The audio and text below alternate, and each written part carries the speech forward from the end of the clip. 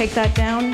Hello, good afternoon, and welcome to Elevate Your Expertise, the FSBPT Resource Quiz Show. Thank you. Thank you very much for all the applause.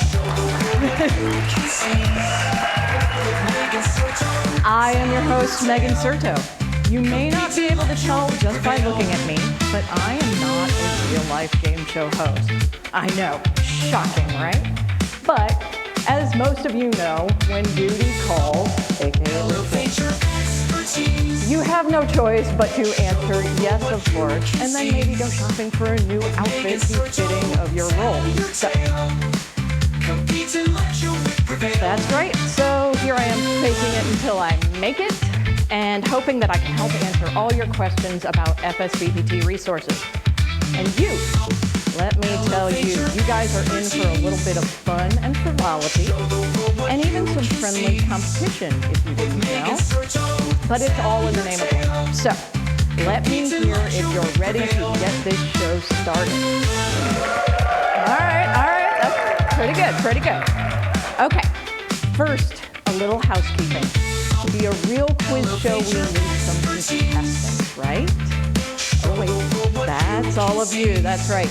Look to your right, look to your left. These friends, these strangers, these acquaintances, some you may know, some you may not, all fellow regulators, they are now your competitors. So, since I know that none of you like to back down from a challenge, let's have some fun with this. First, I want everyone to join our little game by accessing Slido on your phone or computer. Just scan the QR code or enter the numeric code that's on the screen.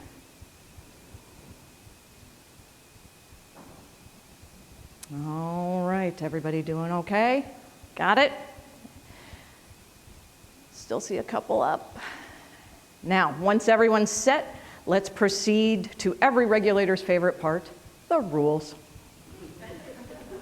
So, rule number 1, rules can be modified at any time by the host. I assure you I did not make this rule, but I admit that I really kind of like it. So, rule number 2. Now this one involves a little work on your part, so here goes. I want everyone to count how many FSBPT related meetings you have attended in your lifetime. That can be annual meetings, leadership issues forums, regulatory workshops. What's that? Virtual does count. Virtual does count, okay? Sure, why not? If you're not sure, just estimate. Everybody get a good solid number in your head. I know Nancy's probably out there somewhere still counting. Okay, so who has the most? Raise your hand if you've been to 5 or more. Now, all right, most of you. So keep that up. Who has 10? 20? Keep it up. 30?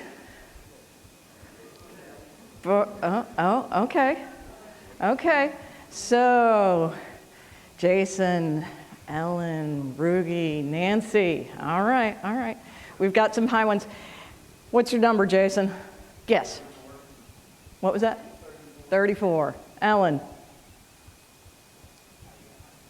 Okay. Nancy? Okay. Rugi, you're probably way up there too. Okay, so why do I ask this question? Let's look at the rest of Rule 2. So, in a moment, we will be starting our show, but before each question, I'm going to ask every contestant to close their eyes. When all eyes are closed, I will announce that the question is live. But before you can open your eyes, read the question, and answer the question, you must count your meeting number in your head. And you thought more meetings was going to give you an advantage, didn't you? Maybe not in this case. So, our questions are timed, so speed and accuracy are important. Now, I know you're all wondering, how quickly should I count? Well, that's entirely up to you. So, you could count as quickly as my kids do when they're playing hide and seek, or you could even count as fast as your patient doing a sustained hold exercise, and we know that's really fast. So the important thing is we're in a room full of PTs and PTAs. Don't lose count, because what do you have to do when you lose count? Start over at the beginning. That's absolutely right. So who is ready to give this a shot? We good? All right. So one last thing before you close your eyes. I want everyone to enter your contestant's name using your first name and your state name, such as Megan, Indiana. So once all contestants have entered, I will ask you to close your eyes. Each question will be available on the screen, and your answer choices will be in Slido. For each question, you must choose your answer and hit the green send button for it to be counted. We have 30 seconds allotted for each question. And when that time is up, the question will close with or without your answer. Okay? All right. We're getting people up there. Okay. So remember, when you close your eyes, I will then pull up a question. I will give you the indication to go at that. Rich? Okay, yeah. So I will then ask for you to, I will say go, and then you can start counting, okay? So we're just gonna make sure that we have everybody in. Is anybody having trouble getting in? Okay.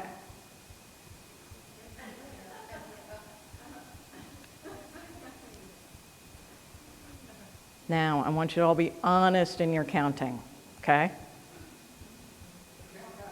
But count fast, that's true. Okay. Any more issues? Are we in? Okay, good. All right, so question number 1 and go.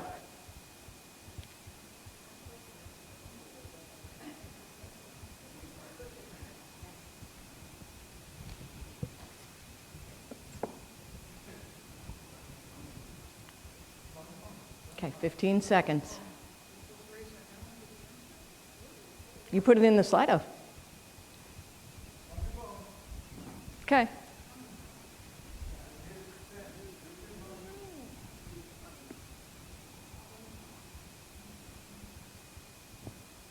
All right. So, our question, which of the following resources is most appropriate to share with your APTA state chapter when considering changes to your jurisdictional statutes?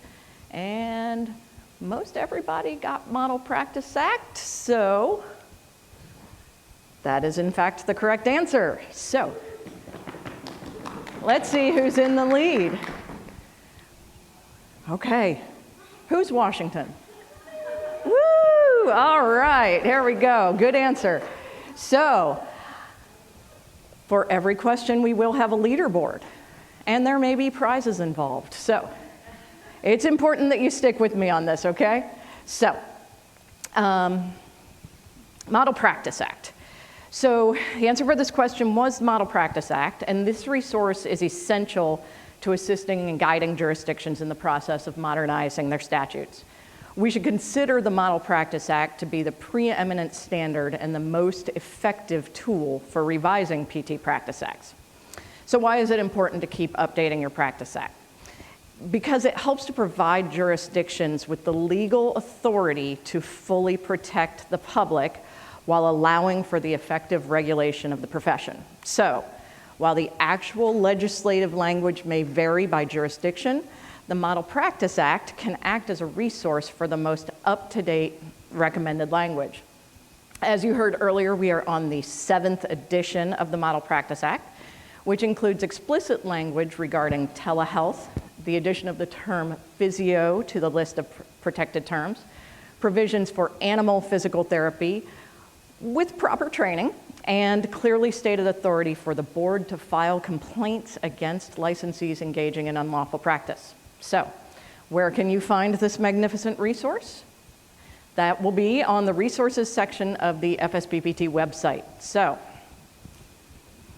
did anyone here attend the Model Practice Act workshop last year? Okay, Okay, good. I see a couple hands. This is a little audience participation portion here. Would anyone like to share your experiences working with your state chapter? Anyone who attended last year? Just give me a hand. I see Jason shaking his head. I might call you out. Get a mic. Hold on, Jason. You know. The chapter representatives thought there was going to be a lot of things that needed to be covered or changed, and they were surprised to find out that, 98% of the content was found somewhere in the California Practice Act. Okay. He gets prize for that. And you get candy. By the way, if you speak, you get a prize. I've got nerds and smarties for my fellow regulator nerds and smarties. All right, can we get a mic up here?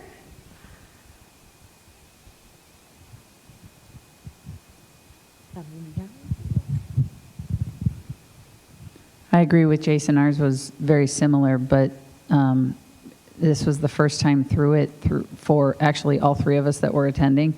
And they thought that if we needed to change, we just abracadabra magically said, yeah, we're just going to change this and it'll be good to go tomorrow. Right. I know I attended with my chapter president, and it was really good to come together and work and to kind of, to use the term loosely, strategically plan for what's next. We're just coming off a lot of revisions, and it made us feel good to kind of say, okay, we're doing all right. We looked at this, and then we said, okay, well, this might be what's next and what's coming in the future. So, all right, enough about the Model Practice Act. Let's move on. So now that we understand the process, let's get ready for question number 2. If everyone could close their eyes. Don't start counting yet, but when I say go, you will count. So, question number 2. Get ready and go.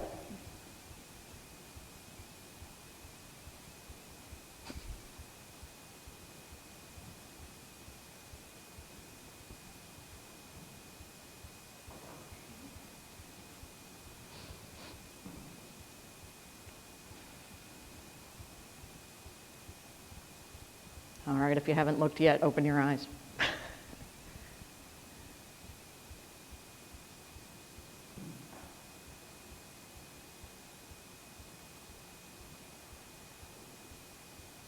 Okay. All right, everybody. So the question is, which of the following resources allows you to confidently self-assess your board's performance, outreach and education processes, licensure processes, and complaint resolution efforts? That is a mouthful in one question. So, looks like the majority of you are thinking the board assessment resource, and you are correct. So, who is in the lead? Still Washington. My number is 2. Okay. All right, there you go. So, got a little competition going here. So, the board assessment resource. So this is a tool available on the FSBPT website in the members area under the resource section, and it offers a guided way for boards to evaluate areas such as board performance, including planning and training, outreach and education, licensure practices such as workforce data collection, and license verification and complaint resolution. So this resource is for the board's personal use, and no information is shared with the Federation or other boards. That's something that's really kind of interesting and I think is important to convey. It's simply a self-assessment and can help identify best practices and areas in which a board might need more thought or attention. So here's an example of some questions as the board might see them. This particular section has to do with the collection of workforce data. So you see all these questions here having to do with workforce data. These answers are meant to be yes or no. They're all pretty straightforward. And if the answer is no, this might be an area that can be improved upon for your board. Or maybe you just acknowledge that answer and consider changes when the time is right. Either way, this assessment is there for you to use and for your board to decide how best to utilize this resource. So it really offers a very interesting look into what's going on. Some of the things, you look at the question and you say, wow, I never even really thought of that, or I'm not sure, I need to get more information. So it's worth taking a look at. Like I said, it is no stakes. Nobody else is going to see this, but it does really help get an idea of what best practices are and maybe where your board can improve. So, all right, we need to get ready for question number 3. So, everybody ready? Everybody got? Okay, get ready. Close your eyes and go.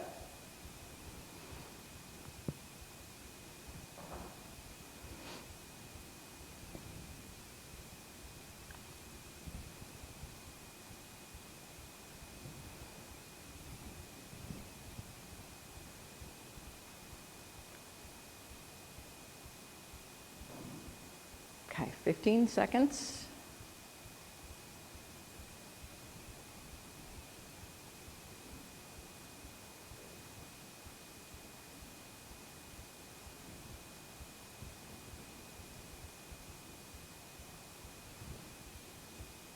All right.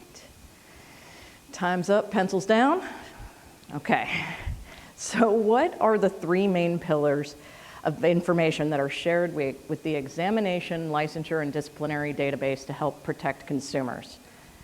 So this answer, let's see, a little more spread out this time. But weekly licensure file updates, timely entry of disciplinary data in the OPS, and licensure file updates, FSBPT ID. So those are your 3. We still have Washington in the lead, so you get our first prize.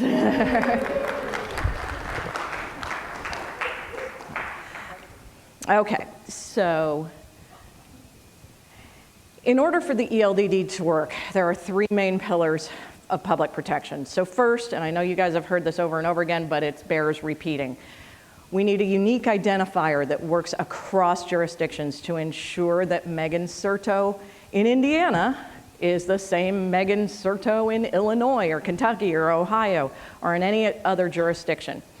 The FSBPT ID is that unique identifier. Second, we need up-to-date information about who is licensed in each jurisdiction. The ELDD is notified that a licensee is disciplined.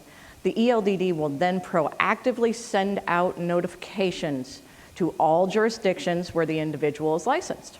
So, keeping your licensure information up to date in the ELDD is essential.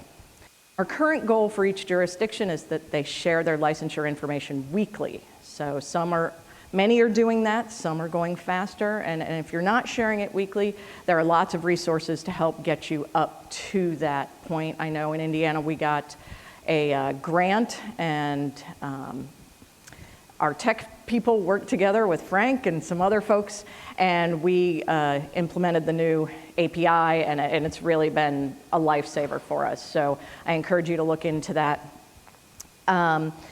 So the third pillar is timely reporting of disciplinary data action to the ELDD.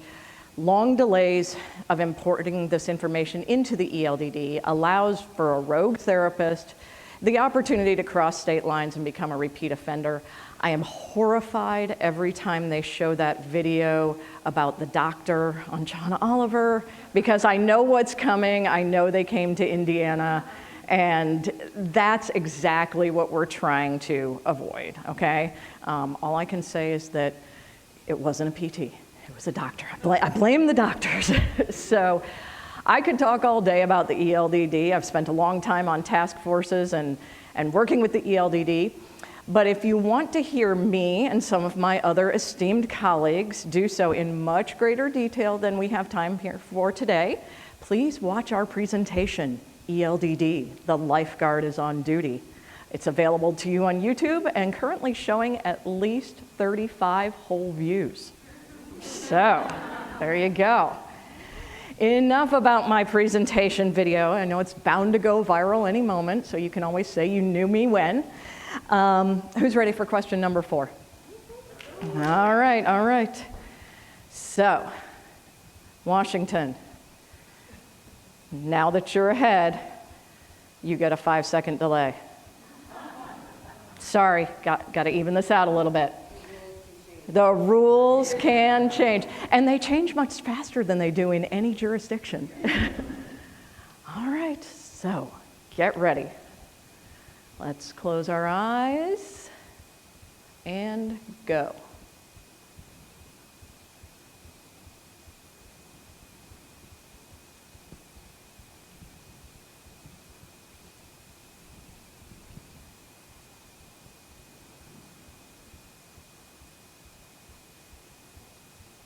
Fifteen seconds.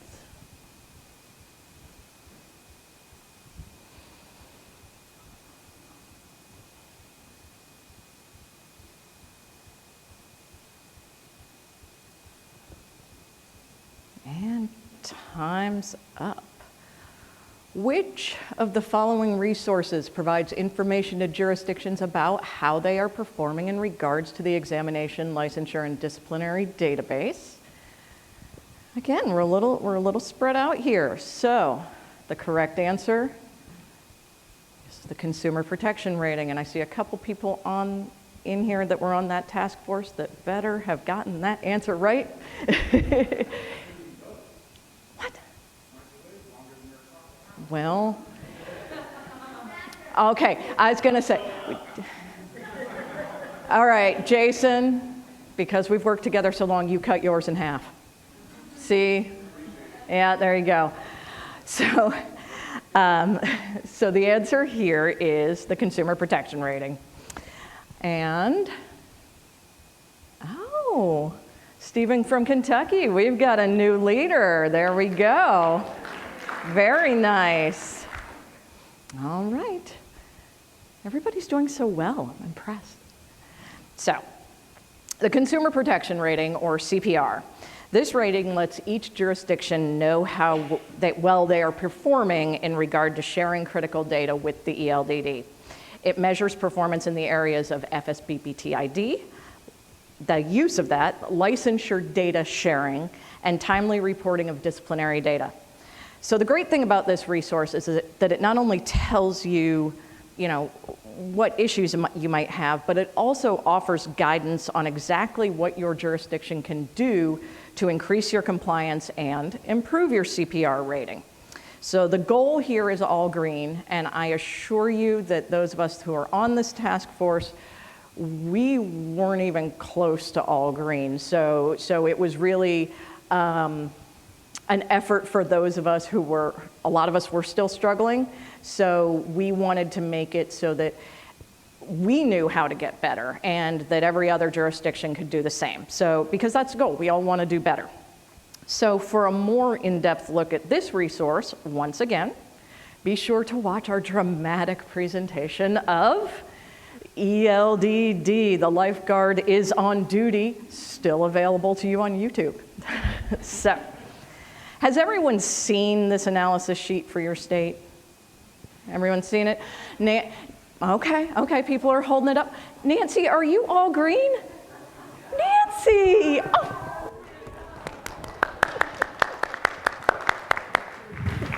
Nancy, I'd give you a prize, but I know you have every single one of these. So, but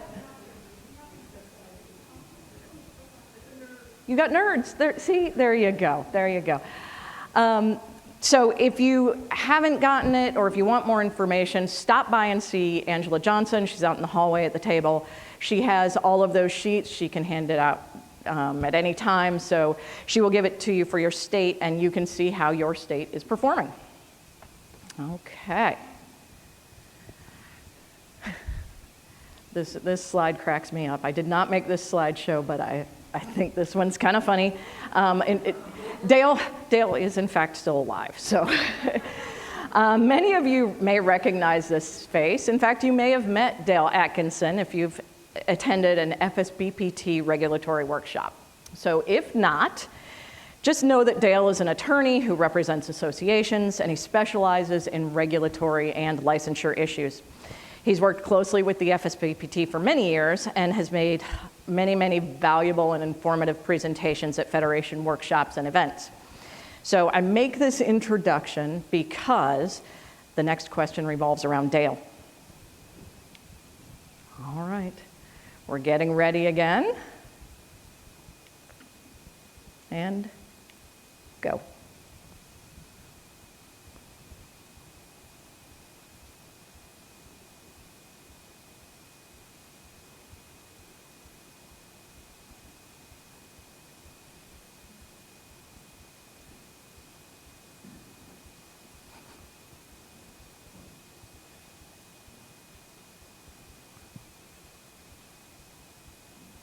Ten seconds.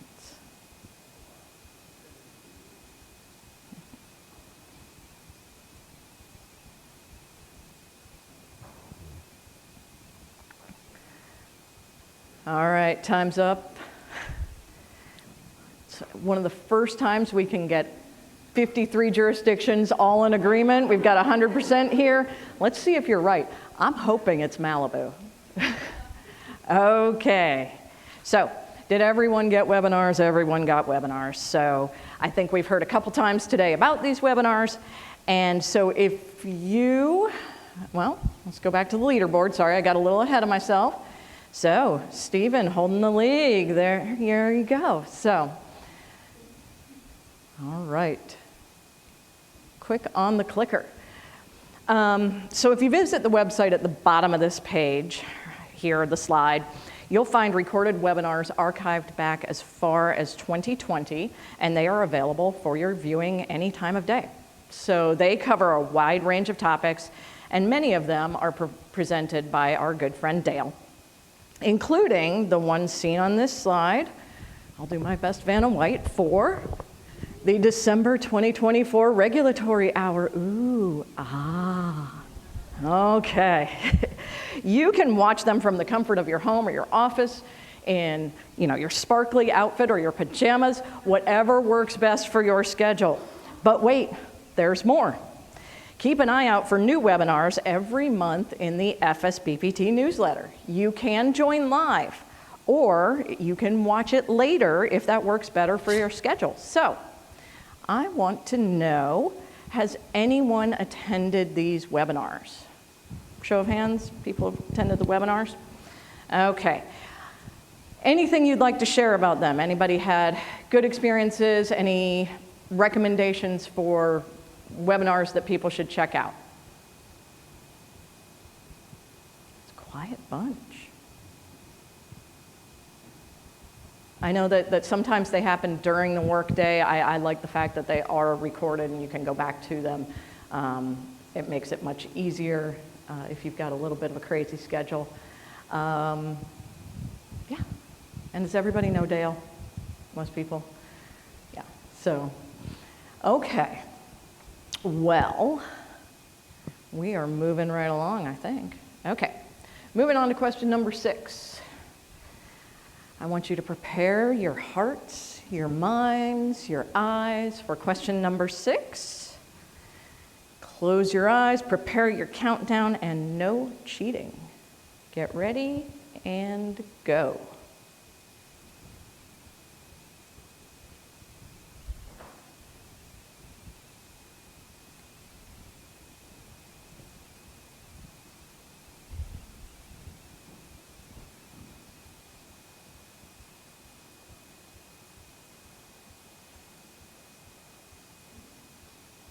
Ten seconds.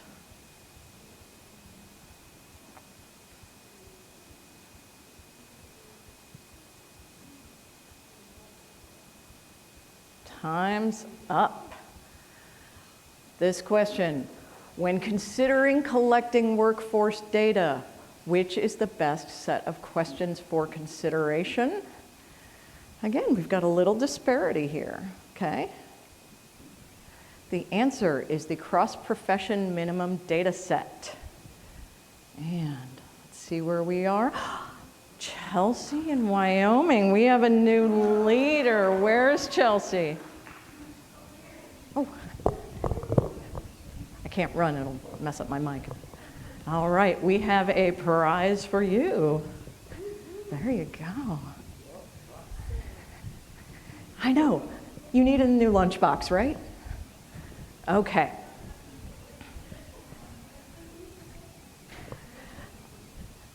All right, so on this, the survey says the PT and PTA cross-professional minimum data set, or otherwise affectionately known as the PTCPMDS, which I had to practice a couple times.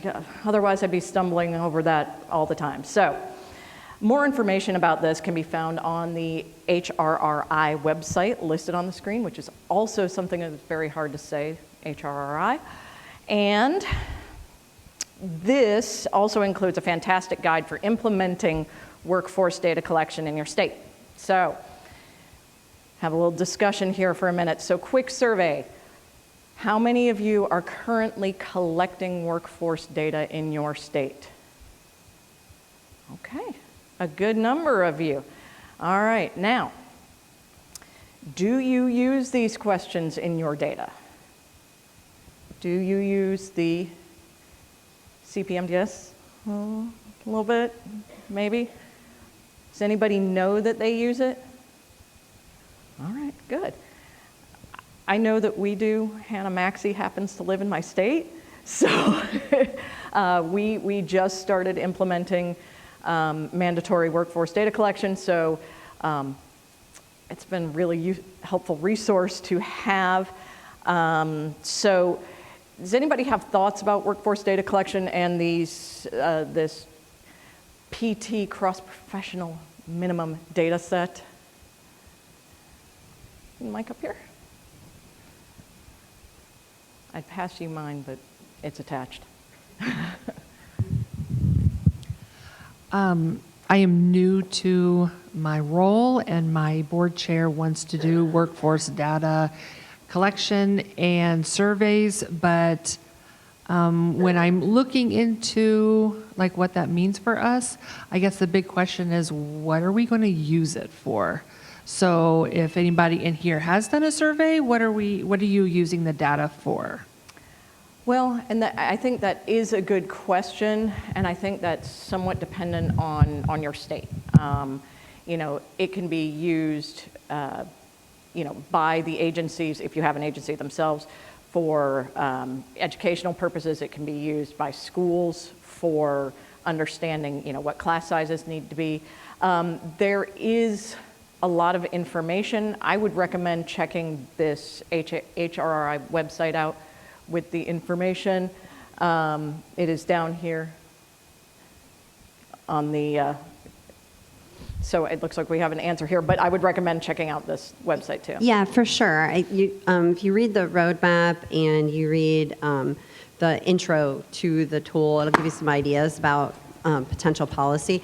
But the other thing you might want to do is on the FSBPT website. I think you can do fsbpt.org/workforce. I think I'll check for you. But there are a number of state reports that are doing workforce, that have been collecting workforce data, and then the report that they create from that. So it might give you some ideas. Okay.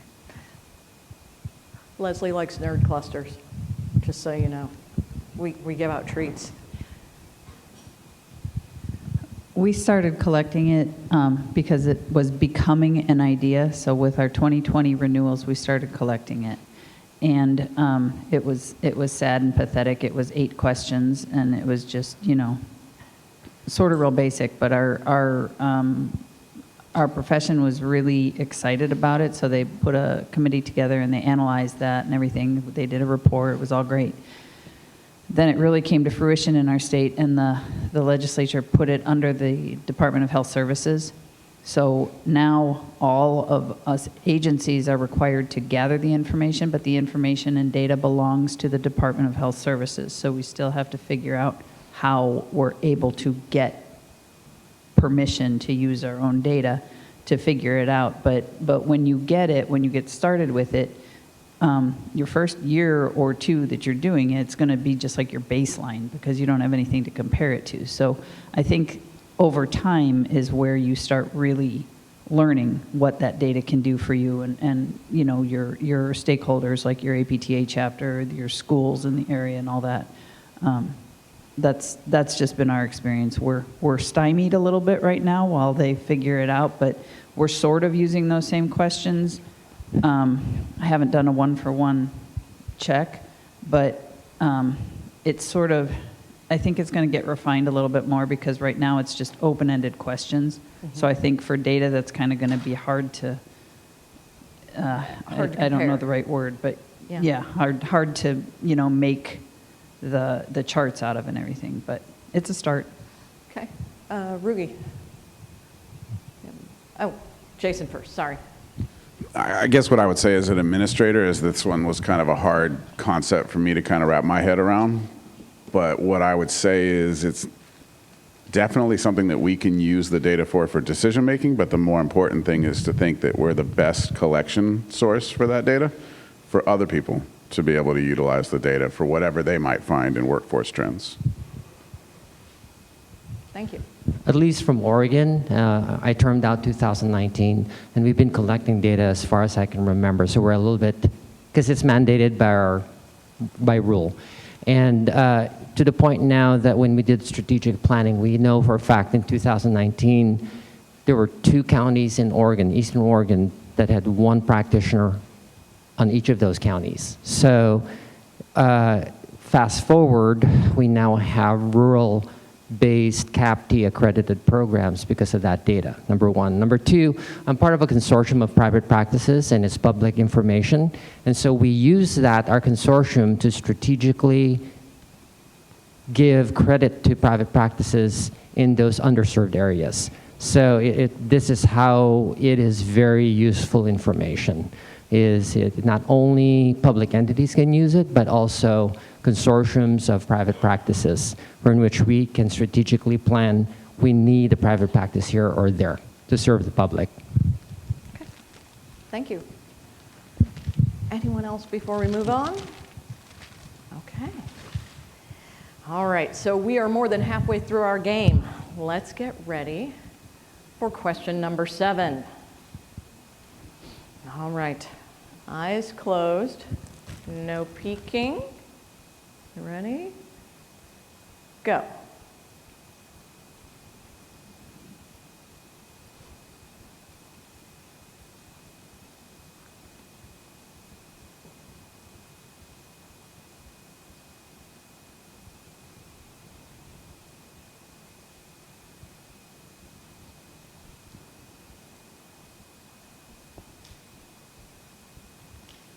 Ten seconds.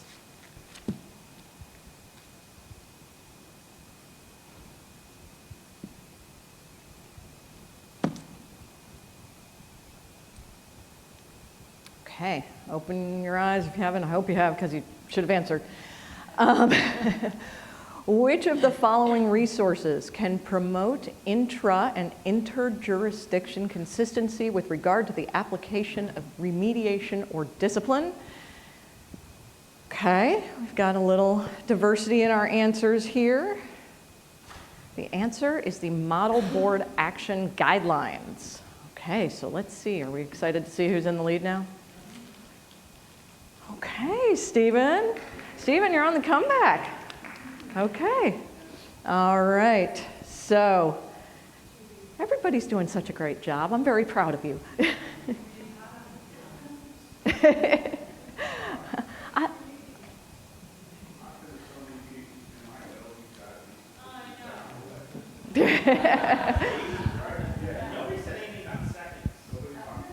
Do you want me to add?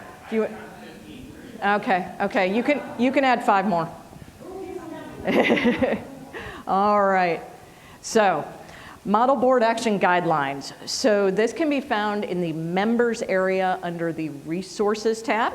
And this resource is a matrix developed by our own Ethics and Legislation Committee. So shout out to you guys. that it allows for uniform and objective application of discipline. So it was designed to increase trust in the board to do its work, to provide transparency in the disciplinary process, and to show that there is fairness to licensees as well as to the public and consumers. So, got some more questions for you guys. Got a little audience participation here. So who has tried using the Model Board Action Guidelines? Show of hands. Did you try real hard? Or try it all? Let's just say, does your board use them?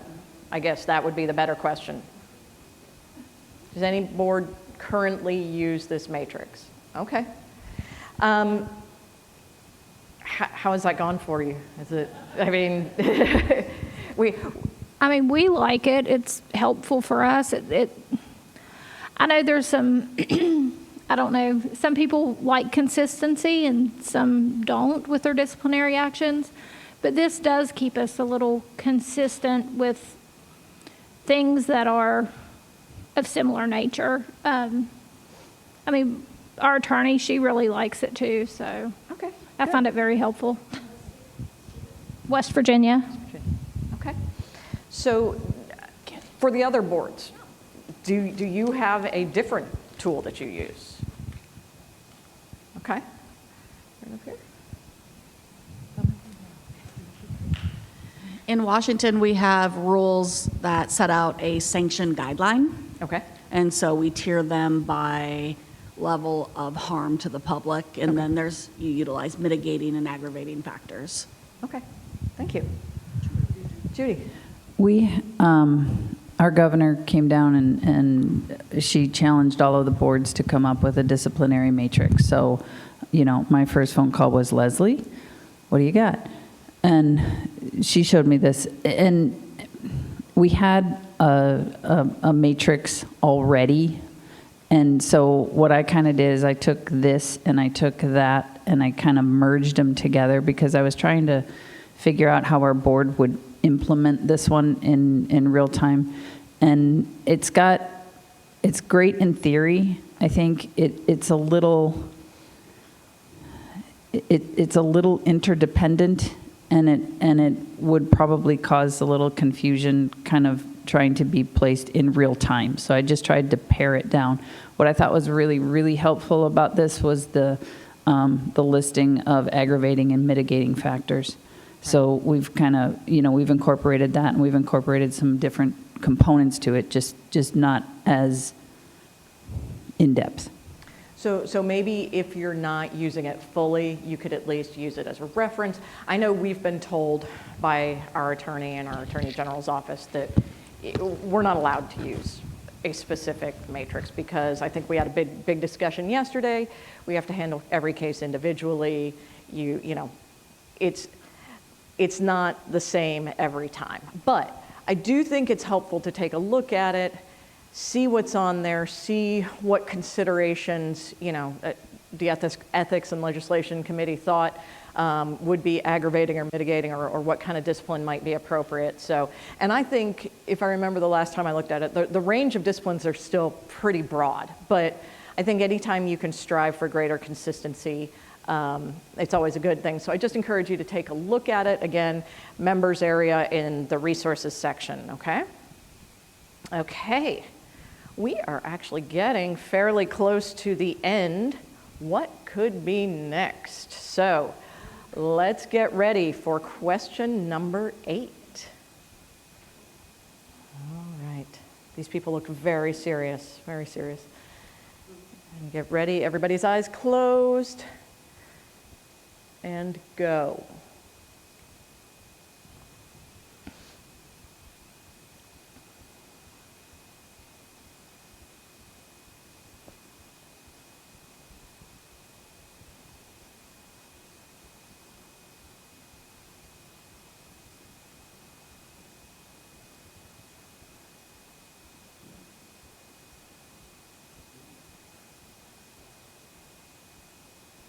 Five seconds.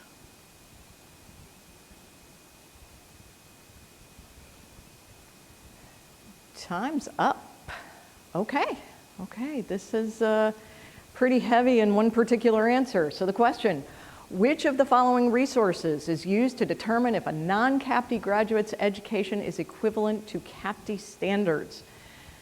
Most people chose the coursework tool, and the answer is the coursework tool. So, y'all ready for the leaderboard? Anybody nervous? Okay, let's see what Stephen's doing. Oh, Stephen. See? Moving up in the world. Okay, here we go. Okay, so if you chose coursework tool, you are correct. So there are only 3 agencies that currently complete education credentials reviews for physical therapists. That is the FSBPT, the IERF, and the ICD. All 3 are licensed to use the coursework tool. So the coursework tool is actually owned by the FSBPT, but they license it out to all 3 of these agencies to use it. So does anyone here use a different tool besides the coursework tool? We're all in agreement? That's awesome. Okay. Again, we don't get that often. So if you're not familiar with it or you want more information, you can find it on the FSBPT webpage, again, under the resources section. Coursework tool's been around for a long time, but sometimes it bears repeating that it is an FSBPT product and that all of the agencies that do the credential reviewing are licensed to use it. So, okay. We are down to the final 2 questions. So, I mean, give me a good reason. Just because he's fast? I'll tell you what, I'll do it blind. Okay, okay. Okay. That'll work. You came up with your own punishment. I like that. Okay. So, let's get ready for question number 9. Everybody close your eyes. Everybody ready? And go.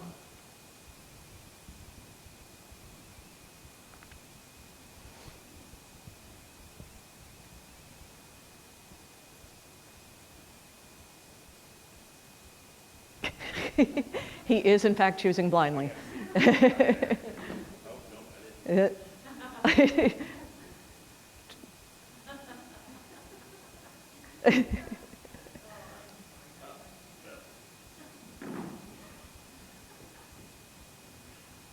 All right. How are we doing here? Okay. All right, we're spread out a little bit on this one. And the answer is the power differential white paper. All right. You got a drum roll here? Let's see if Stephen did any good. Sharice from Oregon. Okay. You're the new leader. Here is your prize. Is your ill-gotten gain? That's right. I'll let you 2 settle this outside in the hallway, all right? Okay. None of that in my game show. Okay, so the answer here is one of our newest resources. So the last question was one of our older resources. This is one of our newest. So this is known as the Power Differential White Paper. And this can be found under the free resources in the Regulatory Resources section. So this paper is a foundational work for so many things in physical therapy regulation via its discussion and analysis of power imbalance in the practice of physical therapy. So how many people knew this resource was available? Oh, okay. We got a couple. Okay. How could you see your board using this resource? I mean, you don't have to answer this if you don't know it, or if you'd just like to answer blindly, you can, just like Stephen. Take a shot in the dark. Does anybody have any? Stephen would like to talk.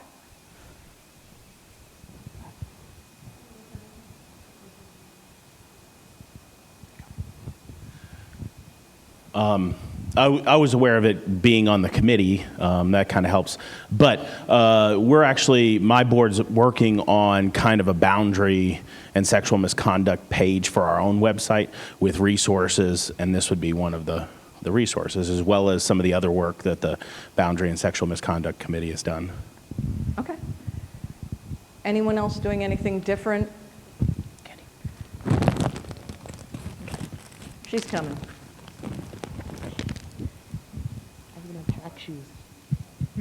Those nerd clusters are going to change your life.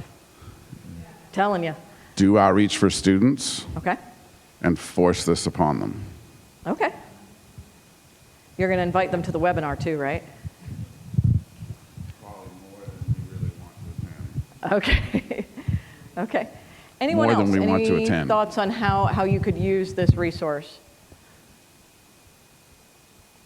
Anything? Okay. All right. You guys are just anxious to get to the end of the game.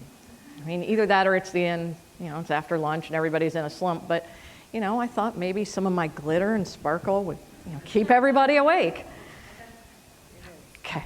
It's pretty obnoxious, but, So, here we are. It's a moment of truth. We have arrived at our last question. One final chance to close your eyes and count. I'm going to let everybody cut your number in half. Okay? That's your new number, everybody in half. So I see a couple first-time attendees. You just, count half. What's that? That's right. Okay, so we're getting ready. Close your eyes and go.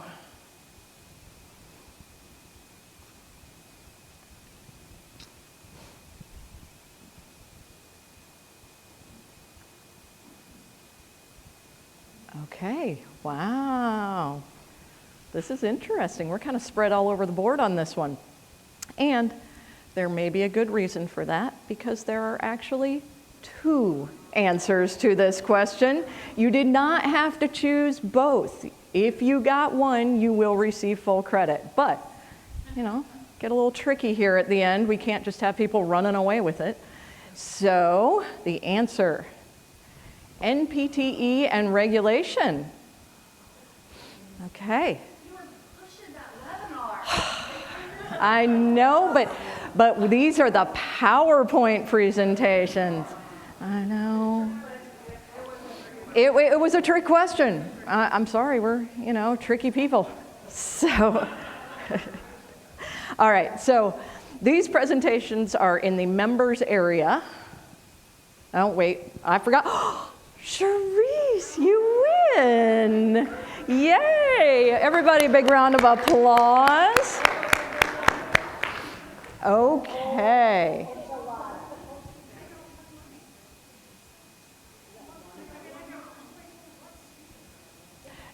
It's cumulative.